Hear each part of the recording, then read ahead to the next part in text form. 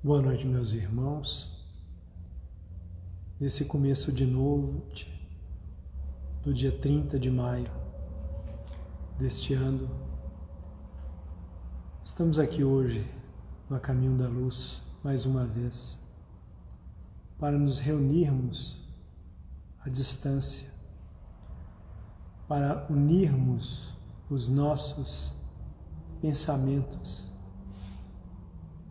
em torno do Espiritismo cristão, porque ainda precisamos, e a cada dia mais, não só dos conhecimentos espírita cristãos, evangélicos, mas de meditarmos sobre as páginas que nós já temos conhecimento. Precisamos vivenciá-las dentro de nós. E essa advertência está aqui na lição 43 do livro Vinha de Luz. E é uma advertência de Emmanuel, o nosso patrono. Vós, portanto, amados, sabendo isto de antemão, guardai-vos de que, pelo engano dos homens abomináveis, sejais juntamente arrebatados e descaeis da vossa firmeza. Pedro, na segunda epístola de Pedro, capítulo 3, 17. Nos fala Emmanuel. O esclarecimento íntimo é inalienável tesouro dos discípulos sinceros do Cristo. O mundo está cheio de enganos dos homens abomináveis que invadiram os domínios da política, da ciência, da religião e ergueram criações chocantes para os espíritos menos avisados. Contam-se por milhões de almas, com eles arrebatadas às surpresas da morte e absolutamente desequilibradas nos círculos da vida espiritual. Do cume falso de suas noções individualistas, precipitam-se em despenhadeiros apavorantes, onde perdem a firmeza e a luz. Grande número dos que conheciam a verdadeira situação não se achavam devidamente informados. Os homens abomináveis ocultavam-lhes o sentido real da vida. Semelhante benemerência, contudo, não poderá atingir os aprendizes que conhecem de antemão a verdade. O aluno do Evangelho somente se alimentará de equívocos deploráveis se quiser. Rodopiará, por isso mesmo, no torvelinho das sombras, se nele cair voluntariamente no capítulo da preferência individual. O ignorante alcançará a justificativa. A vítima será libertada. O doente, desprotegido, receberá enfermagem e remédio.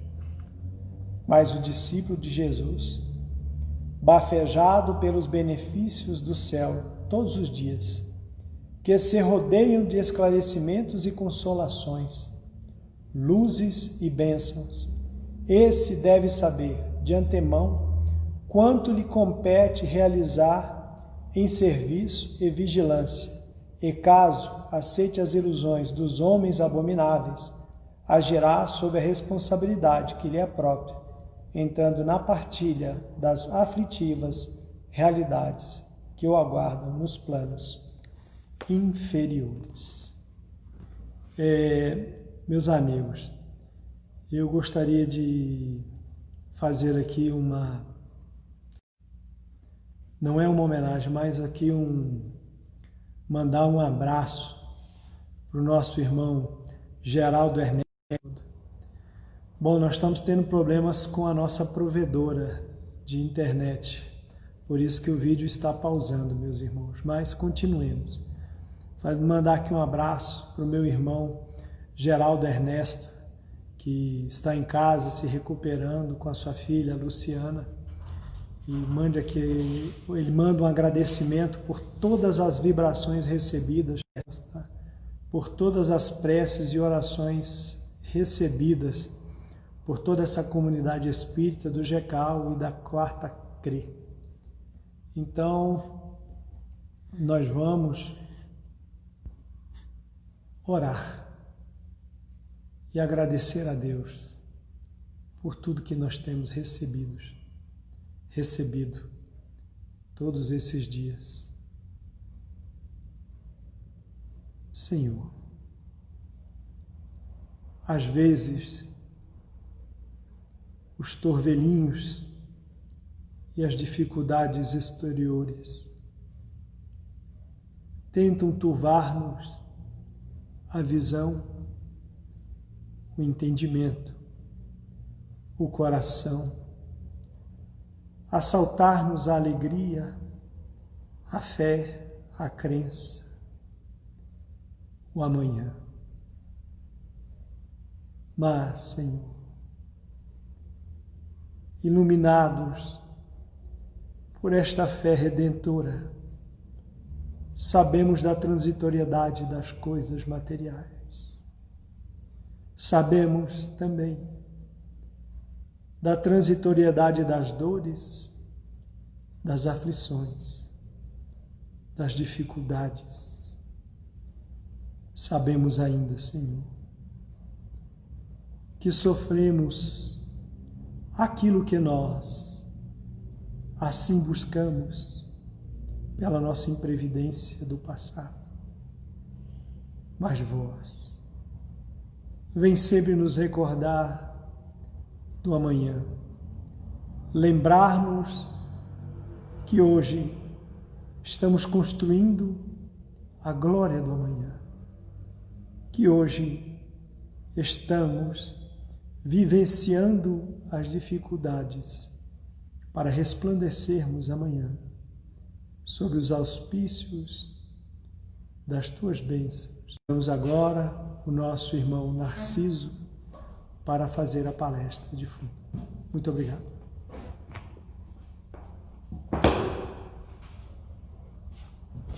Meus irmãos, boa noite. Muita paz para todos.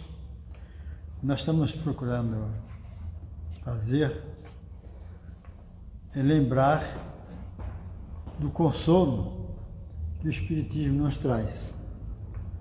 Lendo as obras espíritas, nós vamos encontrar chamamento para a verdade.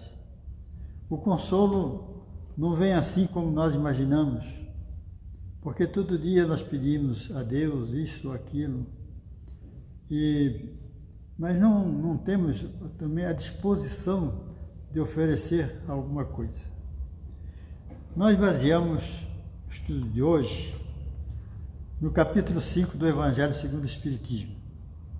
Esse capítulo, segundo nos fala os escritores, os mais sabidos, que o consolo que o Espiritismo oferece está justamente nesse capítulo, que tem 31 itens para nos chamar ao esclarecimento, em definitiva, para nos sermos consolados. Eu lembro aqui que Jesus disse: eu venci o mundo. E Allan Kardec, no capítulo 3, no item 15 do Evangelho segundo o Espiritismo, ele diz que a Terra é mundo expiatório, servindo de lugar de exílio para espíritos rebeldes à lei de Deus. E que o nosso desafio da humanidade é lutar ao mesmo tempo com a perversidade dos homens e com a inclemência da natureza. É que nós temos visto na atualidade. Roberto deu uma mensagem aqui dos homens abomináveis, que é realmente como se estivesse extraindo a verdade e colocando no lugar da verdade algumas ilusões, em que as criaturas embarcando ali acabam se desviando do caminho do bem. Mas para aqueles que são cristãos e que já conhecem a plataforma de Jesus Cristo, a sua proposta, vê que as coisas não são tão fáceis como imaginamos. Porque quem já foi abençoado pela doutrina ou pelo Evangelho, principalmente o Evangelho, não tem motivos para justificar o seu desvio ou a sua perda. Enquanto que os que o ignoravam têm justificativa. As vítimas são socorridas por piedade. Então, vejamos só, no Evangelho, segundo o Espiritismo, Allan Kardec, no capítulo 5, colocou ali os ensinamentos anotados por Mateus, que no capítulo 5, itens 4, 6 e 10 do Evangelho, fala que são bem-aventurados que choram. Também são bem-aventurados os famintos e sequiosos da justiça humana. Eu falo da justiça humana, não foi acrescentado por nenhum dos apóstolos, nenhum dos evangelistas, mas porque a justiça de Deus não persegue ninguém. O que persegue é a justiça humana, que deixa as criaturas famintas, sequiosas de justiça. Todos os dias, se você ligar o aparelho de mensagem no mundo, logo vem a voz de muitos pedindo justiça. Também os que sofrem perseguição pela justiça, todas essas criaturas serão todos consolados, serão saciados. E aqueles que, segundo Lucas, que são bem-aventurados, pois os pobres, porque deles é o reino dos céus. E que agora, tendes fome, também sereis saciados. E os que choram, também no futuro rirão. Não está se falando da vida material, com todos esses benefícios, com toda essa felicidade. Jesus estava falando da vida espiritual, do reino dos céus, em que ele sempre falou, o reino dos céus está próximo, está dentro de vós. Mas então o que é que significa bem-aventurados aflitos? Pode-se traduzir assim, bem-aventurados aflitos são os que têm ocasião de provar a sua fé, sua firmeza, sua perseverança e sua submissão à vontade de Deus. Com isso, nós nos arremetemos para a questão quando Allan Kardec pergunta aos espíritos como é que é a caridade, segundo Jesus, como é que ele sentia, como é a caridade sentida por Jesus. E os espíritos responderam a Kardec que a caridade, segundo Jesus Cristo, como ele pensava, como ele sentia, esta caridade são envolvidas de 3 itens muito importantes. A indulgência, melhor, a benevolência, a indulgência e o perdão. Nos arremete a entender que a caridade não é simplesmente você dar alguma coisa sem sentimento. Porque a caridade, ela está na expressão do espírito, na sua evolução.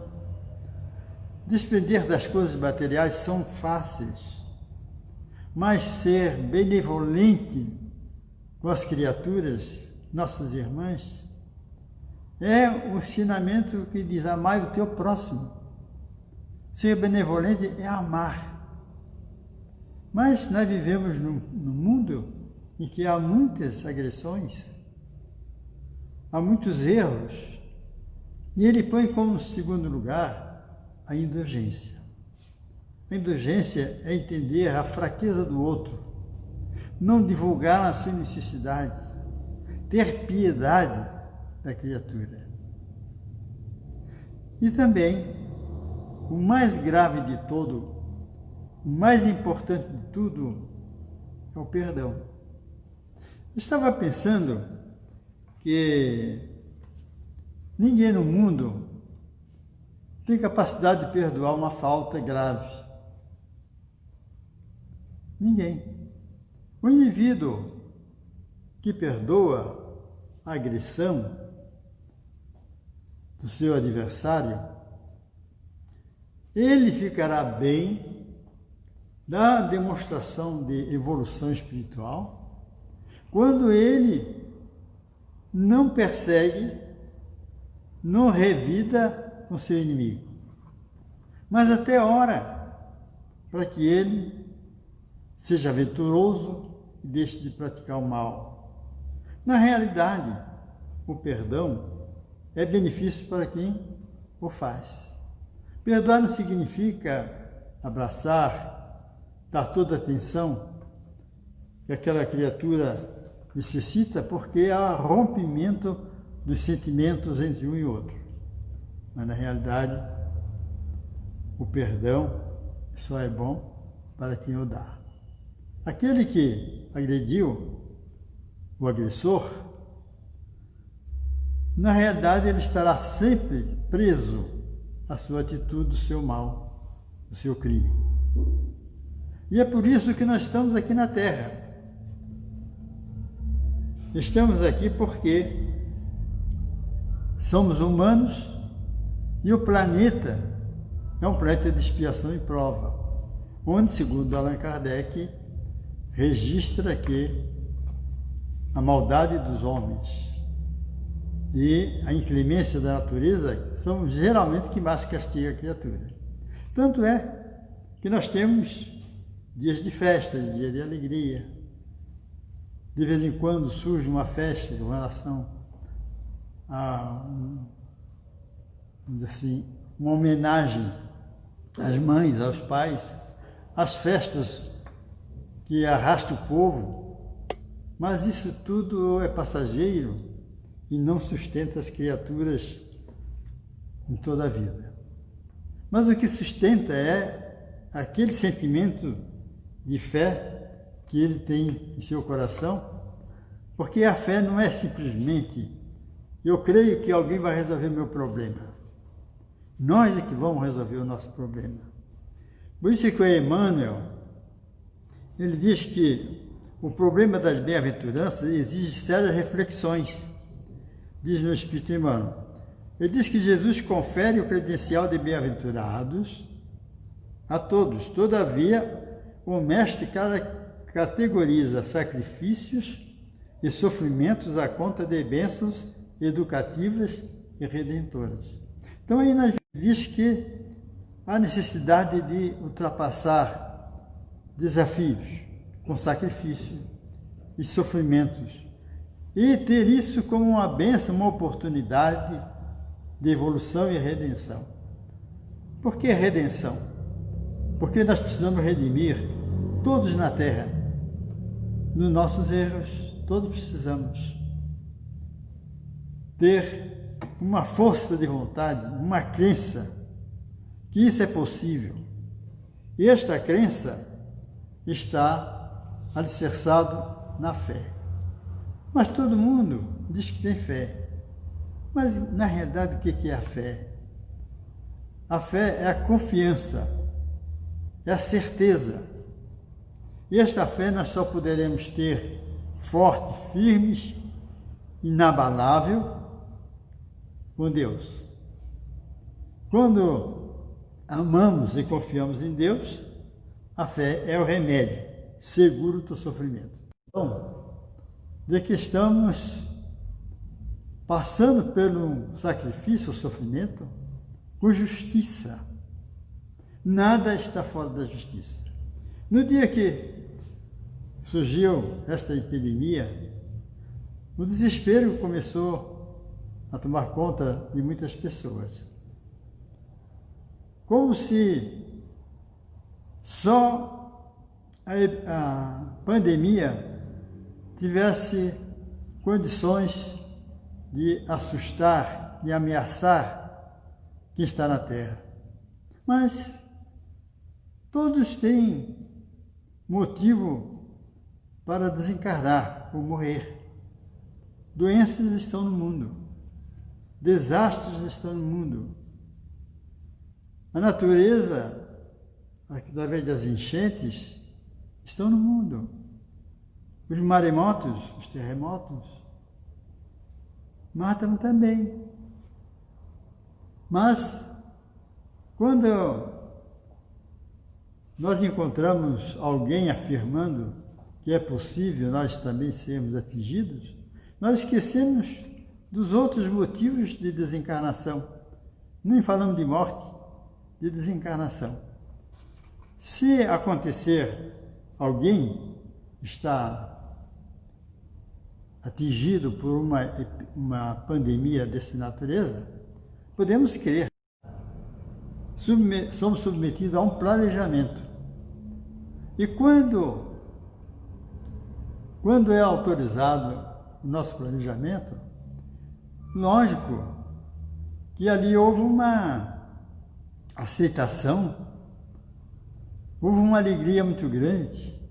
Eu vou para o mundo, vou me dedicar. Quando a bênção do esquecimento nos envolve e que nós não lembramos nem das reencarnações anteriores, nem dos males que nós carregamos, da bagagem terrível que precisa ser corrigida, e nem lembramos do planejamento.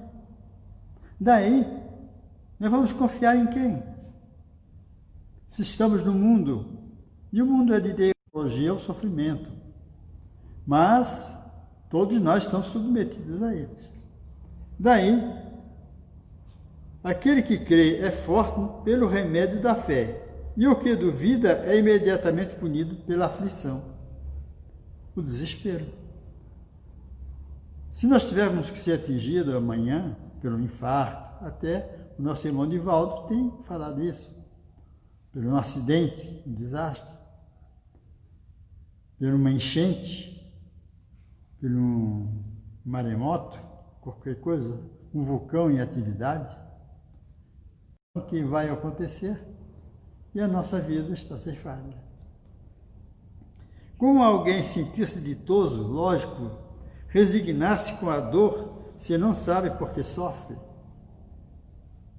Então, se não sabe por que sofre, eu não fiz isso, eu não me lembro. Aí é o que se diz confiança. E a fé é confiança. Confiança no Todo-Poderoso, na sua justiça. Se Deus é justo, justo também. Bom, quando Alberto leu a mensagem 43 do Vinha de Luz, sobre os homens abomináveis, nós sabemos que Jesus esperava que os seus ensinamentos fossem absorvidos e entendidos. Mas ele sabia também que a humanidade ia esquecer e que ia também desviar, não ia explicar mais conforme ele ensinou. E disse que mandaria o Espiritismo. Não falou Espiritismo, mas disse que mandaria o Consolador. E nós estamos verificando que o Consolador é o Espiritismo. Porque as demais religiões não entram na questão da reencarnação das vidas anteriores. Acreditar que a fé em uma religião simplesmente nos habilita, credencia a entrada no reino dos céus é infantilidade, é criancice.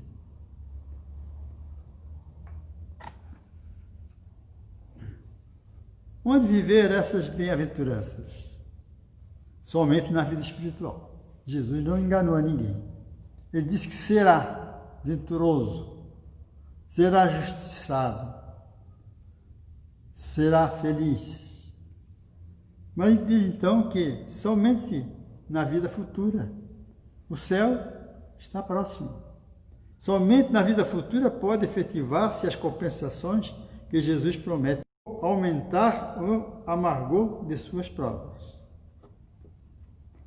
E Jesus também disse, foi claro, que cada um segundo as suas obras. Lógico, há obras boas e obras ruins. As obras boas são aquelas que todos nós já sabemos. Está no princípio maior, que é a caridade. Fora da caridade, diz os Espíritos, não há salvação. Ora, se não há salvação, alguma coisa tem além que nós teríamos que enfrentar, e só uma questão, uma causa. O Espírito não ignora que a periferia da Terra é ocupada por espíritos ainda inferiores. E por isso que, quando os espíritos dizem que só aqueles que fazem o bem, só aqueles que amam, são assistidos pela espiritualidade, aí está havendo o princípio da salvação. Porque a esfera da Terra é muito ocupada por espíritos ainda ignorantes e maus. Lógico que, para ascender a uma esfera mais feliz, é preciso ter cumprido com as suas provações. Mas Richard Simonetti, ele conta um caso interessante. Ele diz que 2 homens se encontraram no mundo espiritual, após ainda não tinham sido conduzidos para que lados iriam. Mas estavam conversando e chegaram à conclusão que eles desencarnaram pelo mesmo males. Todos os 2 relatavam que tiveram uma úlcera estomacal e foram submeter-se a uma cirurgia e desencarnaram ali. A história de um era igualzinha de outro, mas eles estavam esperando, aguardando os seus destinos. Primeiro foi um chamado e foi-lhe dito que ele estaria tendo acesso a uma esfera um pouquinho mais adiantada do que ele até imaginava. Depois chamaram o outro. E a resposta foi: olha, infelizmente você vai ter que ainda voltar e submeter-se a uma outra provação. Mas nós desencarnamos pelo mesmo problema. O que ele passou, eu passei. Não é justo que um seja promovido e eu tenha que voltar para repetir as minhas lições. E a resposta foi: é porque o primeiro, que foi promovido mais alto, ele fez tudo segundo a lei de Deus, aceitou com resignação, agradecia o sofrimento e teve forças e coragem, porque confiava na justiça divina, para vencer seus problemas. E o outro, ele sofria, mas reclamava muito. Então aí está a questão. O sofrimento pode ser igual, mas o procedimento, o comportamento é que vai definir a nossa resignação, nossa aceitação ou não. Então é que os Espíritos dizem: expiação e prova. Nem todo sofrimento é resultado de uma determinada falta, lógico. Nem todo mundo sofre porque cometeu crimes. Muitas vezes são simples provas buscadas pelo Espírito para concluir sua depuração e ativar o seu progresso.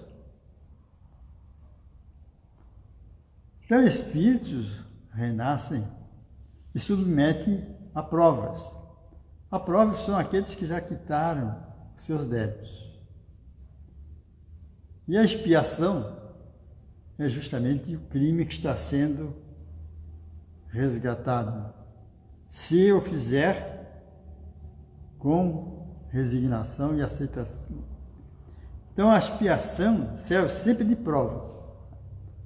Porque às vezes o indivíduo supera a sua própria força, a sua própria resignação e aceita sem murmurar. Já as provações, ela tem um caráter mais de redenção, de prova de que está meio melhor do que antes. Como aceitar então com resignação os sofrimentos? Como? Reconhecer que Deus é justo. Então o justo deve ser a causa do sofrimento. Manter a confiança na justiça do Criador. Daí então a fé se torna inabalável. E procurar identificar as causas do sofrimento. Tem pessoas que, se autoexaminando, vão imaginar: eu tenho essa tendência e não tenho conseguido superá-la. Os Espíritos nos ensinam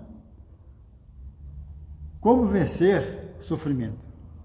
Ele diz que não bastará sofrer.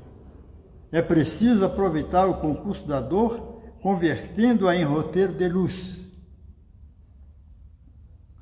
Isso é importante demais.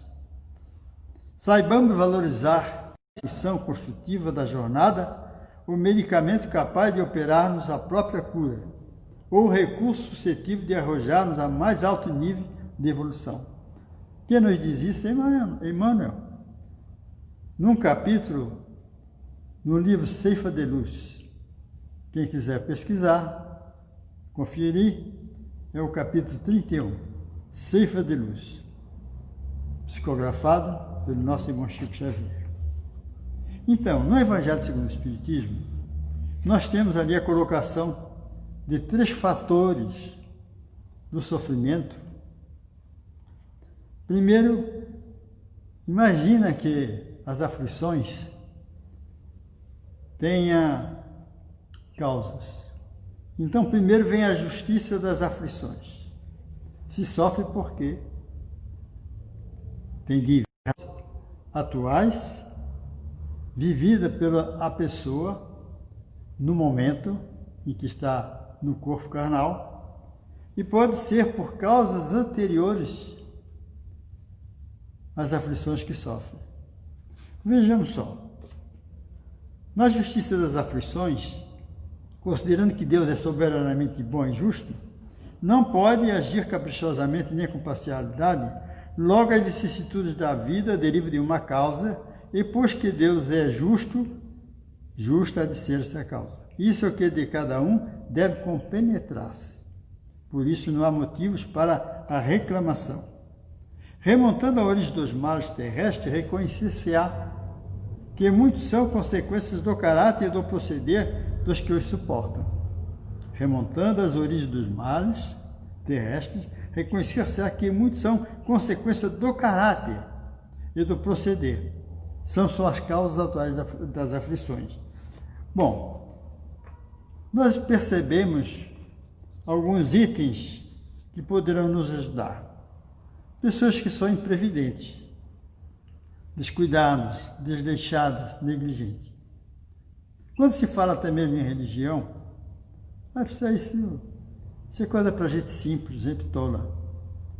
Principalmente se falar do espiritismo. Nós que já trabalhamos na mediunidade há muito tempo, já estamos quase com 50 anos, eu acredito que já deu 50 anos. Temos visto muitos espíritos perguntar assim, quando se fala em espiritismo: onde é que se aprende essas coisas que vocês estão falando? Eu nunca vi isso no mundo. Mas isso é uma doutrina que nós chamamos de espiritismo. Espiritismo? Eu não gostava de religião, muito menos de espiritismo, né? Então corria da verdade, rejeitavam-na porque a desconheciam. Às vezes tem justificativa, tanto é que eles são socorridos, mas não são promovidos. O orgulho, o espírita já sabe, o orgulho é justamente o grande mal da humanidade. E o orgulho faz com que nós...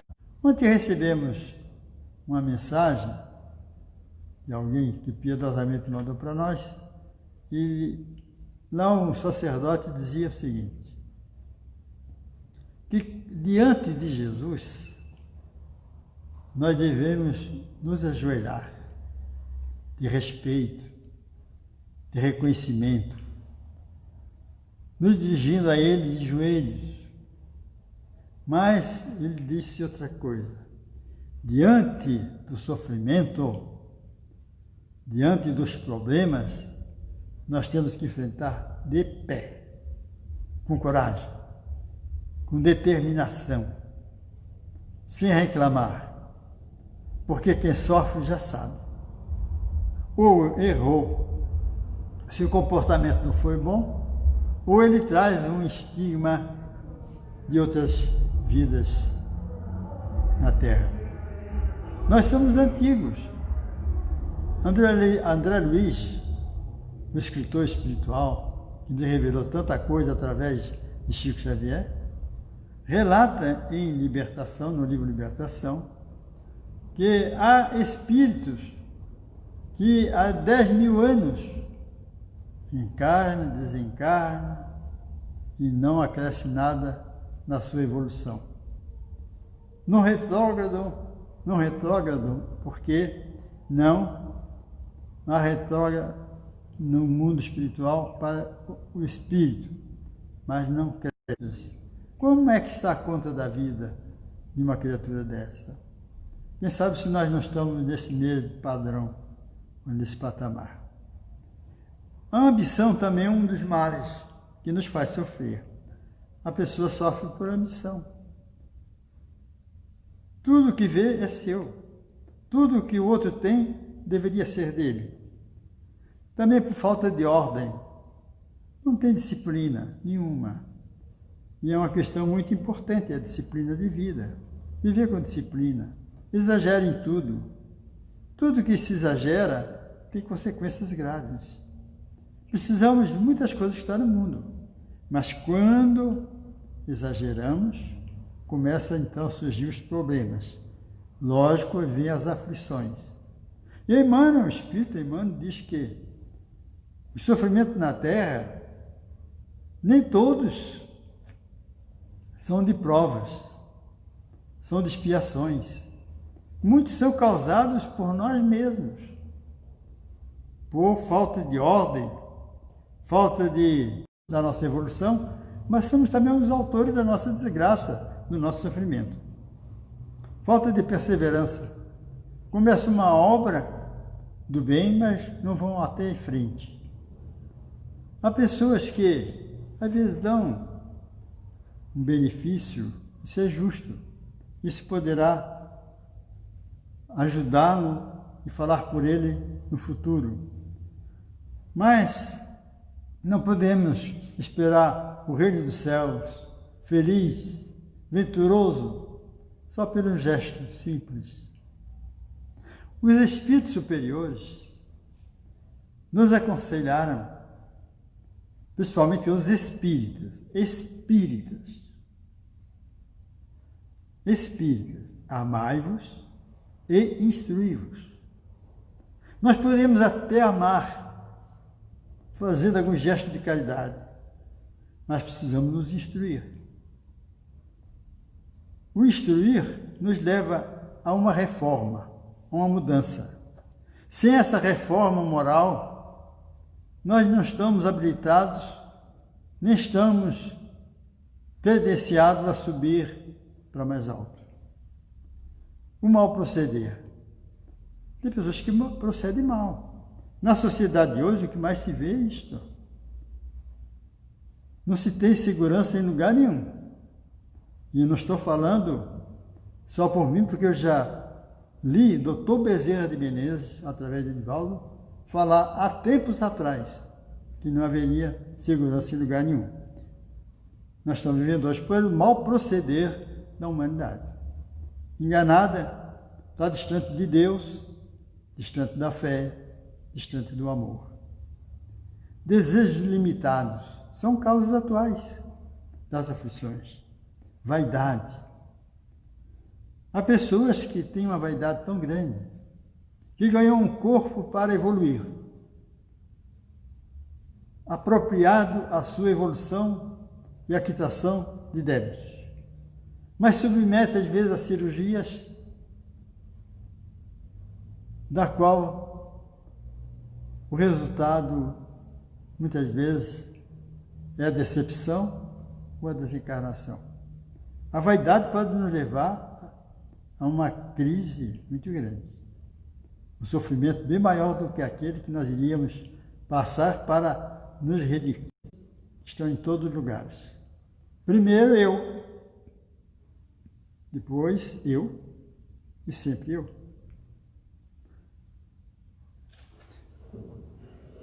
E são suscetíveis. As pessoas também sofrem pela suscetibilidade, a tendência de se melindrar a todo instante.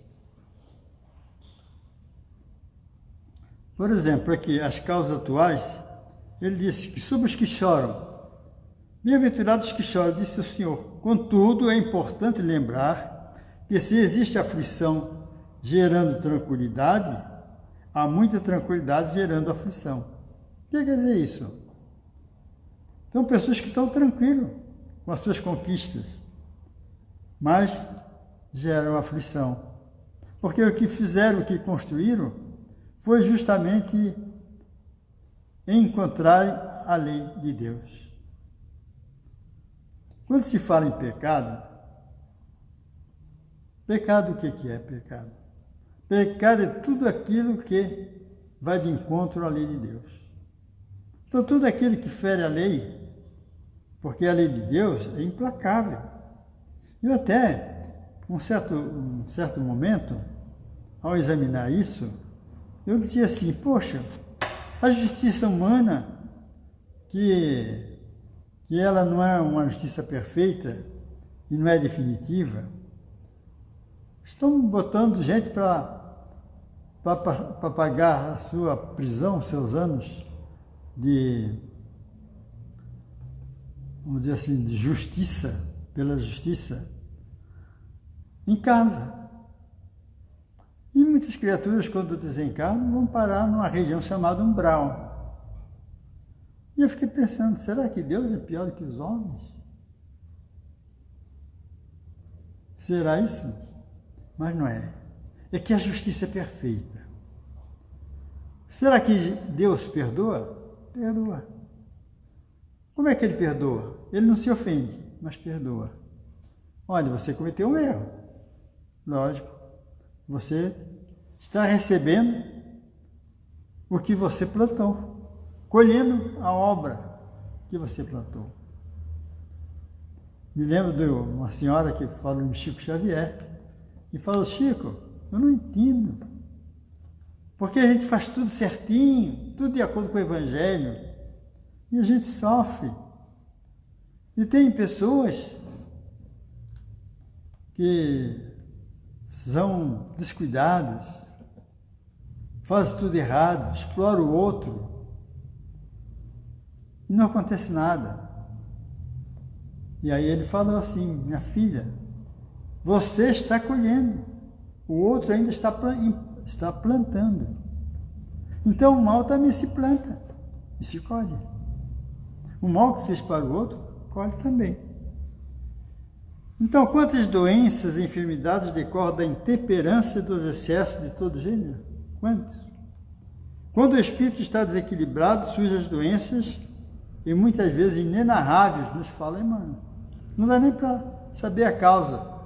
É o desarranjo do espírito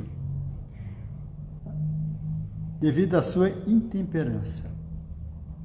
Por isto, a reforma moral, fala os espíritos, o procedimento em ordem com a consciência das leis divinas proporciona equilíbrio e saúde. Então, se nós queremos ser bem-aventurados, deveremos ter equilíbrio e procurar em nós a causa de tantos males. O efeito precedendo sempre a causa. Não existe sofrimento sem causa. Se esta não se encontra na vida atual, há de estar na vida anterior.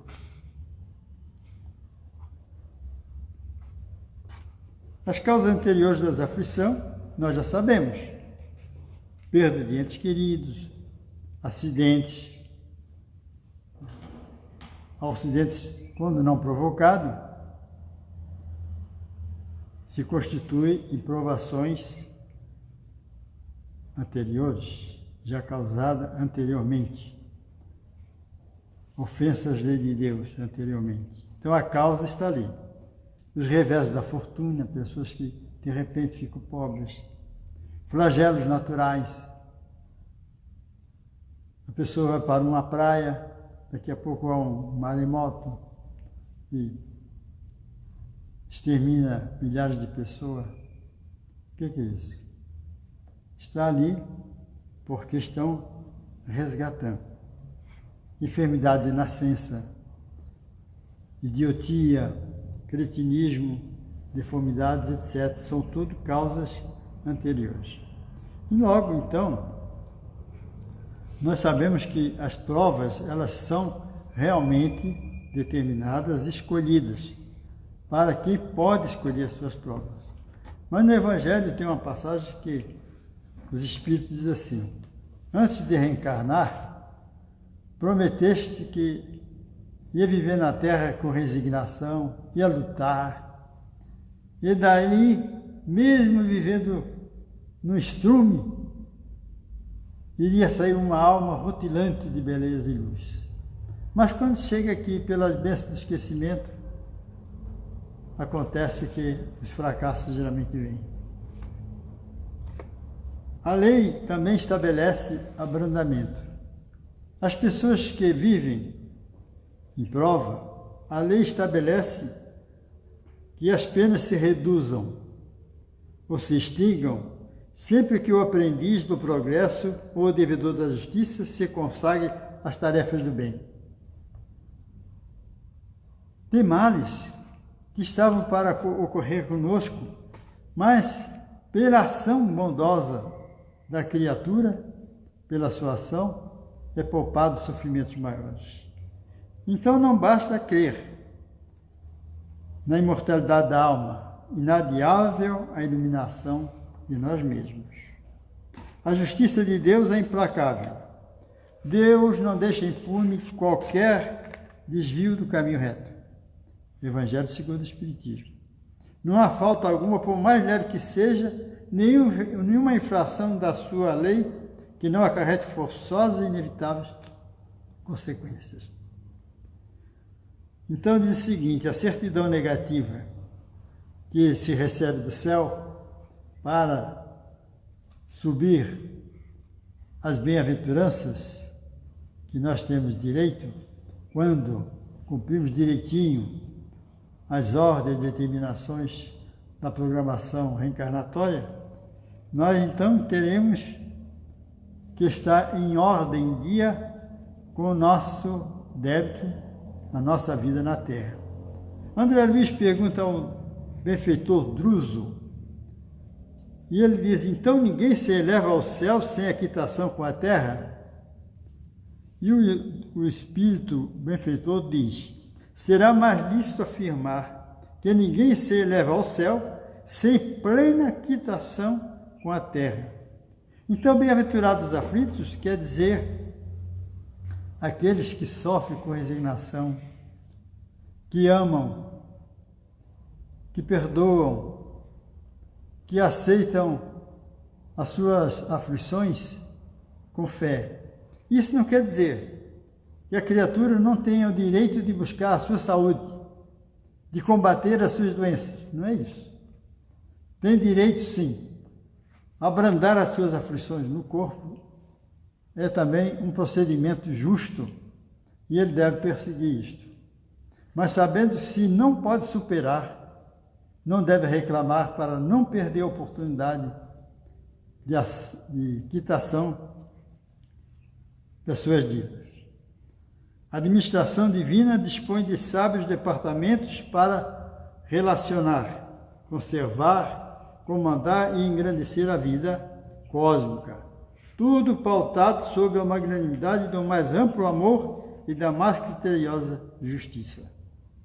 Então, os sofrimentos só são realmente válidos, aproveitados no mundo espiritual, quando sofrido com resignação, fé em Deus, reconhecendo que é justo tudo aquilo por que está sendo submetido. Essas são as nossas reflexões da noite. Vou falar para os irmãos que o mais necessitado de tudo isso sou eu, porque eu estava realmente ansioso para fazer alguma coisa. Já estou mais de 2 meses ali em casa, sob a quarentena.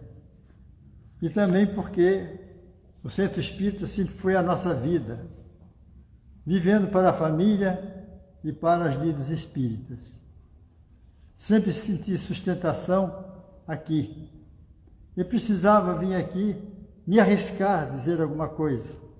Depois de estar alguns dias curtindo um ferrugem da nossa consciência, da nossa disposição de servir. Mas eu queria ler aqui um trechinho para os irmãos. 4 minutos. Estão faltando 2 ou 3 minutos para o encerramento. Vai encerrar a live. Então eu queria ler aqui um texto que eu achei muito importante, que eu não sei se foi uma criatura encarnada ou desencarnada que escreveu. Ele diz assim: o cristianismo é uma doutrina que precisa ser aprendida e sentida. Estuda-se a sua ética mais no coração que com a inteligência.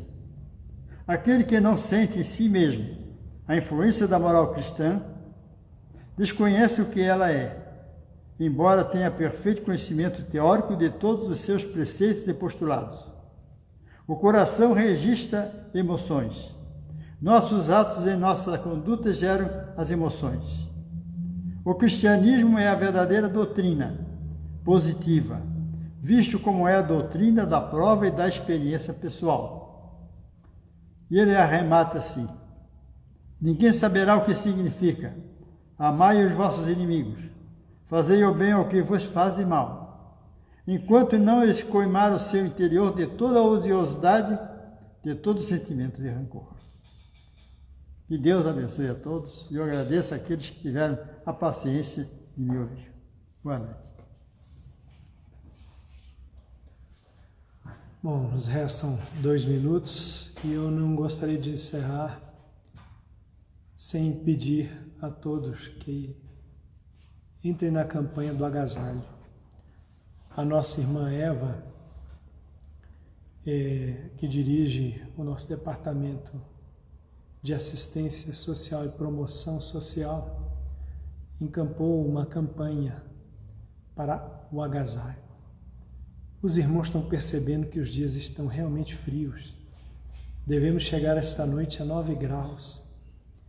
Para nós que estamos nas nossas casas construídas, fechadinhas, com bastante cobertor, com roupas, mas outras pessoas não. O sofrimento serve para nos moldar a quem sofre e a quem vê sofrer. Para ver sofrer também haja em nome do amor celestial. No Instagram tem a campanha, tem o telefone da nossa irmã Eva.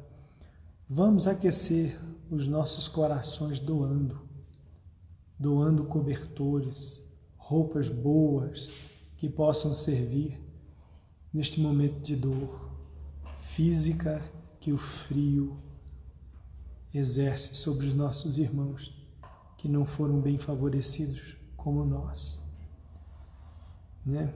A Erva está aqui dando um ok e vamos entrar nessa campanha. A casa também vai doar, eu também irei doar pessoalmente, mas nós contamos com os irmãos. Vamos, gente, sair deste distanciamento emocional.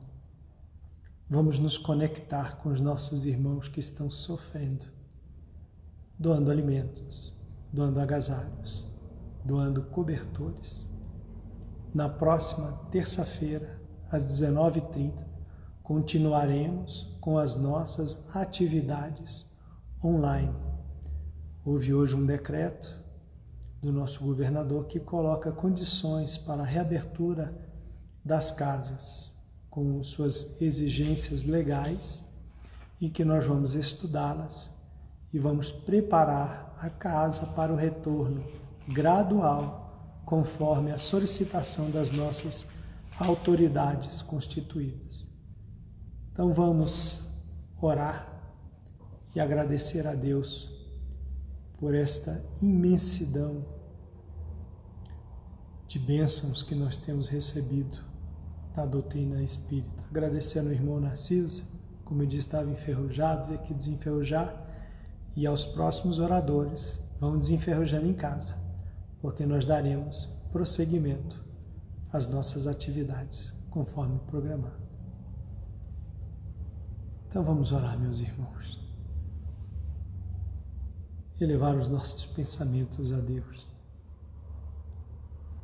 Postar os nossos joelhos ao chão,